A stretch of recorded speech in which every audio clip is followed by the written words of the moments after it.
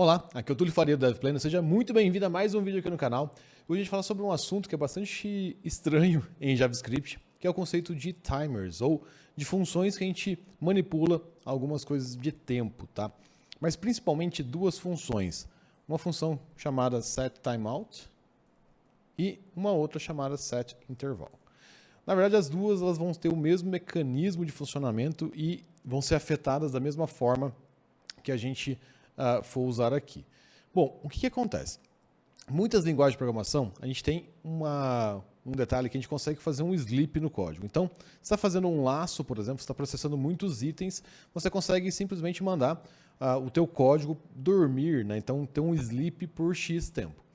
Um detalhe é que a gente não tem exatamente isso em JavaScript. Então, se eu quisesse ter alguma coisa parecida com isso, então vamos supor que eu quisesse rodar 100 vezes aqui o seguinte código.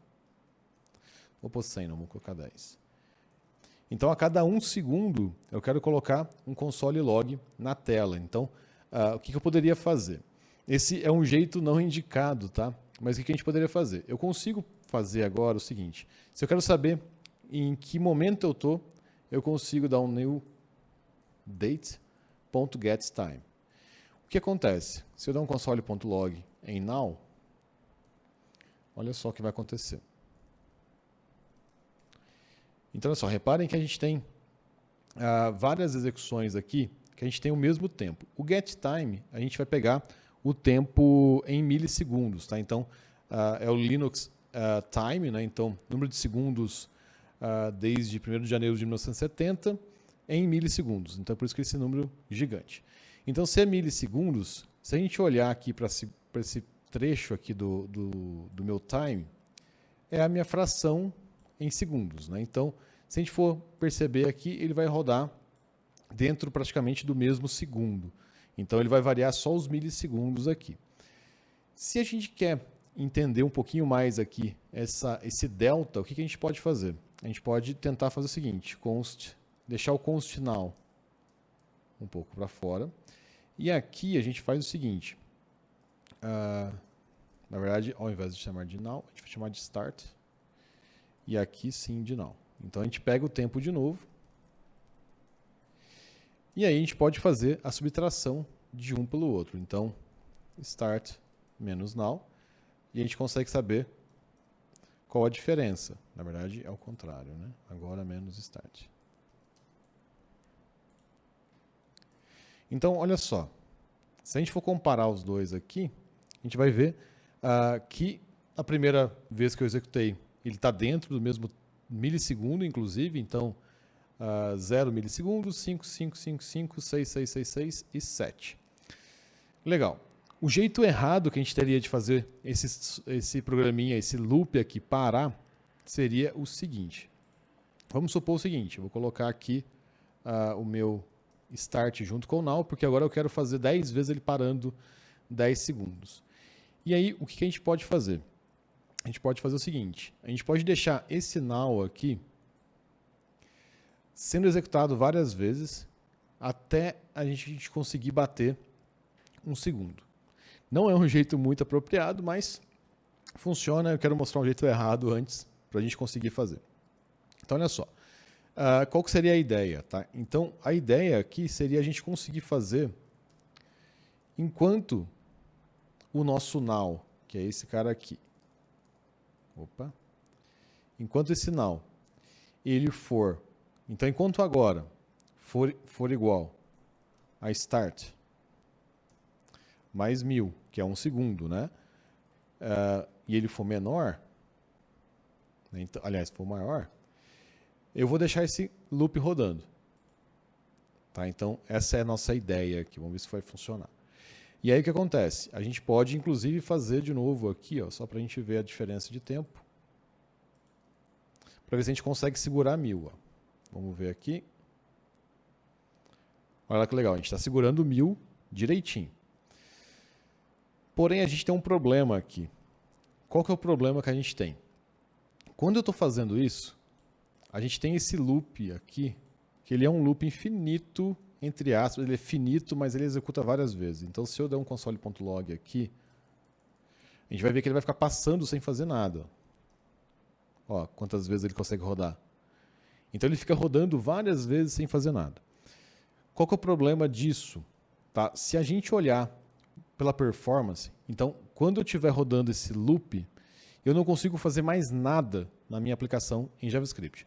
E é por isso que a gente não tem um sleep de verdade em JavaScript. Então, se eu quero fazer alguma operação depois de um certo tempo, o jeito correto é usar uma função de timer. E aqui, reparem que a gente fez o nosso loop. Deixa eu tirar de novo aqui o comentário. Se a gente for perceber bem, deixa eu comentar aqui, ó, a gente vai ver que a gente conseguiu segurar exatamente 1 segundo. Tá? Então, 1000 milissegundos, 1 segundo. Qual que é o problema? A gente está parando o event loop, a gente está parando o loop principal aqui do programa, então a gente não vai conseguir fazer mais nada aqui enquanto a gente não terminar essa execução. Tá? Então, esse é um ponto importante. E aí o que acontece? A gente tem funções próprias para isso. Então, por exemplo, se eu quero rodar alguma coisa a cada 1 segundo, eu tenho uma função chamada setInterval. E aí eu tenho um handler, que é uma função que eu passo para ela. Então, console.log setInterval. E aí eu posso falar 1000 milissegundos ou 1 segundo. Se a gente rodar novamente, a gente vai perceber que a cada 1000 milissegundos ele vai rodar para a gente o setInterval. E é aqui que a gente tem um catch. Né? Então a gente tem um detalhe que é interessante, que é o seguinte: esse setInterval ele não está exatamente em 1 segundo. Por quê? Para não bloquear a thread principal, a gente pode reparar que ele tem uma função aqui dentro. Então, o que esse setInterval faz? Ele agenda para o event loop executar mais ou menos daqui 1000 milissegundos. Então não é exatamente nessa quantidade de tempo. E aí, como que a gente consegue descobrir que isso acontece? A gente tem uma função setInterval que a gente consegue controlar ou checar o tempo. Então, olha só que legal. Console.timelog setInterval. Olha só que interessante. A primeira execução, ó, foi com 1 segundo e 13 milissegundos. A segunda execução foi com 2 segundos e 19. A terceira com 3 e 24. A quarta e assim sucessivamente. Ó. Então a gente não consegue bater cravadinho igual a gente fez no de cima. E aí que tem alguns detalhes. Se a gente usar essa precisão por algum motivo, tá? Então pode ser que a gente tenha alguns comportamentos estranhos. O que é mais importante aqui é a gente saber que ele vai ter esse shiftzinho, tá? Então, para a gente conseguir fazer ele performático, ele vai ter esse shift. E olha só que interessante, às vezes fica inclusive um valor alto. Ó. Então, acontece também, tá? É lógico que aqui a gente tem um outro detalhe que é o seguinte, né? Como a gente está rodando o setInterval desde o começo, esse 13 ele vai estar somado junto com o 19, que está somado do 24, então sempre vai aumentar esse ruidinho aqui de tempo. E quanto mais ocupado a sua main thread tiver, né, mais isso aqui vai demorar para rodar. Então, olha só que interessante. Se eu soltar esse código aqui, olha só o que vai acontecer. Ele não consegue rodar o setInterval. Por quê? Porque eu estou travado no while. Então, por exemplo, se eu faço um código nesse sentido no meu servidor, eu não consigo receber nenhuma requisição. Agora, olha só que interessante. Se eu mover esse código aqui para cima, se eu levar ele para cima, vamos rodar novamente. Olha só que interessante. Ele também não conseguiu rodar. Ó. Por quê? Porque o meu loop ele não dá espaço, ele não dá tempo para o setInterval rodar. Ele não dá esse espaço. Então, como a gente faz esse while e fica segurando, etc., ele não tem tempo de desempilhar os eventos da main thread. Tá? Então, é isso que faz esse código ficar bloqueante. Né? Então, assim, se a gente quisesse precisão no timer, a gente precisaria fazer ele bloqueante. Porém, bloqueante não é performático. Então, a gente precisaria usar aqui o set interval. Então, se você precisa de precisão de verdade, você vai ter que fazer um pouquinho de cálculo aqui para entender isso. Tá? Então, dependendo de quanto que o seu processador está ocupado, do seu servidor está ocupado, etc., esse valor pode mudar muito. E aí a gente tem uma outra coisa que é bem legal, que é a seguinte. Então, a gente tem o set interval, a gente tem essa forma aqui, que é a gente forçando a nossa execução. E se a gente quisesse deixar um pouquinho esse loop aqui com uma cara de síncrono, né? Mas de forma assíncrona, usar alguma outra função. A gente poderia usar o setTimeout. Então, o setTimeout, a ideia é a gente agendar uma função para ser executada no futuro. Então, console.log future. E aí, o que a gente pode fazer? Se eu colocar aqui com 1000 e rodar, no futuro ele vai ser rodado, executado esse código. Então, eu posso fazer de novo um outro time. Então, console.time, setTimeout. E aqui dentro, console.timeEnd. E aqui a gente vai colocar um setTimeout. Então, olha só que legal. Se eu rodar novamente, ele não rodou exatamente 1 segundo depois. Ele rodou 1 segundo e 14 milésimos ou milissegundos depois. Tá? Então, é interessante saber que existe esse delay. E aqui, só para a gente finalizar, se eu quisesse fazer um sleep em JavaScript, eu poderia fazer, inclusive, fazendo no formato de promises. Então, eu poderia fazer um sleep, quanto tempo que eu quero, e o que eu vou fazer? Eu vou retornar uma promise aqui.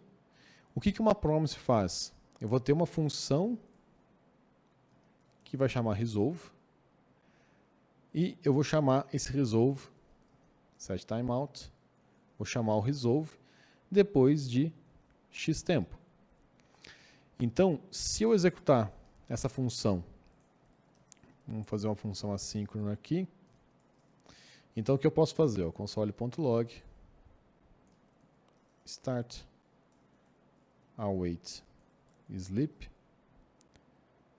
1 segundo, console.log end, e rodar essa função. Vamos lá de novo. Olha só que interessante. Start, future, setTimeout, end.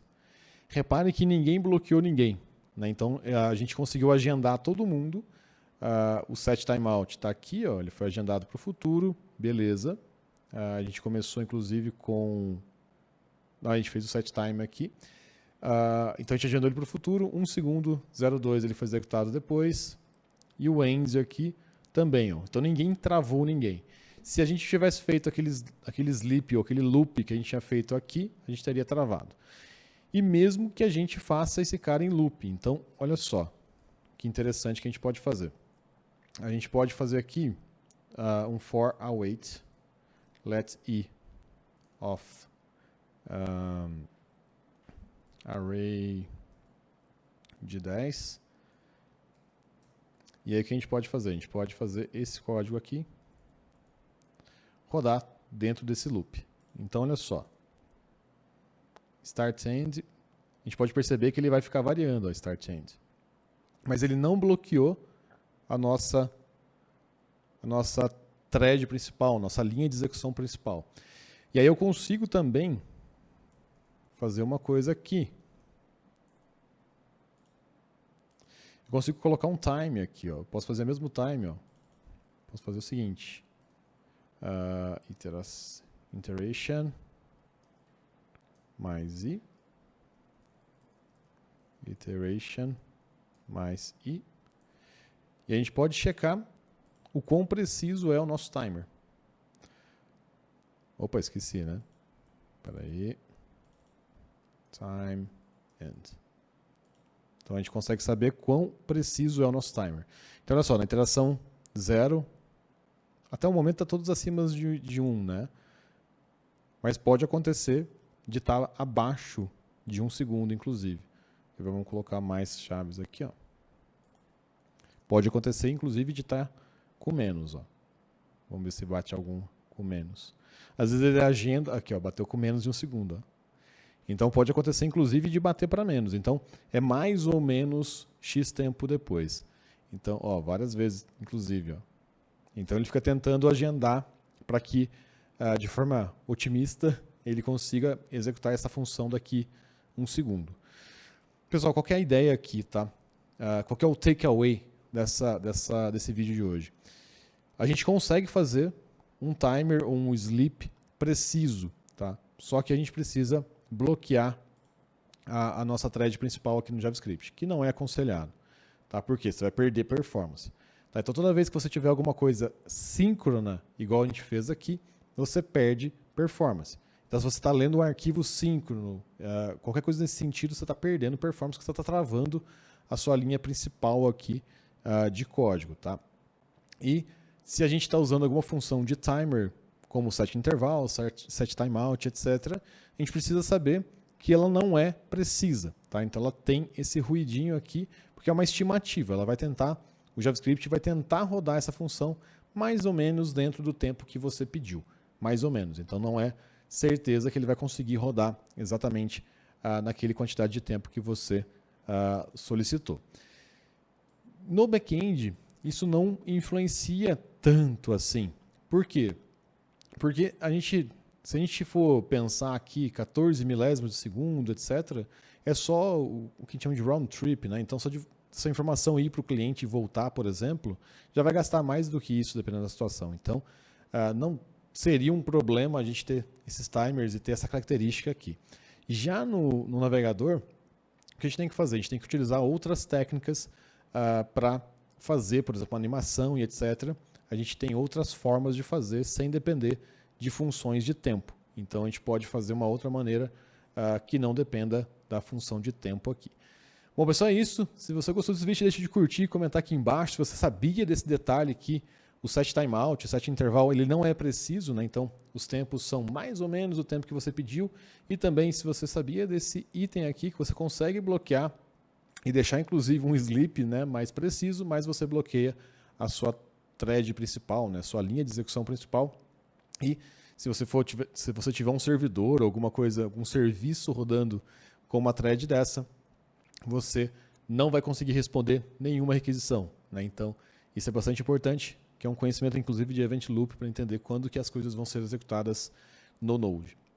Ou aqui no JavaScript, inclusive. Né? Então, tanto no browser quanto no Node. Mas só é isso. A gente se vê no próximo. Valeu!